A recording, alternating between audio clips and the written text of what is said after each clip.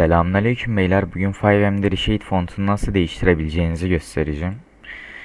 Giriyorsunuz 5M'e gençler. Home tuşuna basıyorsunuz, açıyorsunuz. Siz ana sayfada gelir yüksek ihtimal. Ayarlara giriyorsunuz. Biraz aşağı kaydırın. En aşağıda Latin yazı tipi yazıyor. Bakın şurada dosya işareti var. Açıp buraya gençler yüklediğiniz fontu seçiyorsunuz.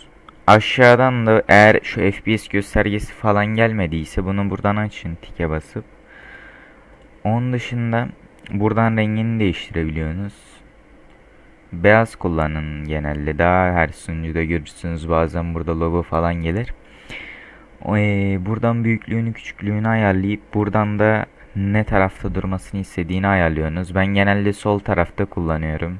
Size de tavsiyem. Bu kadar beyler.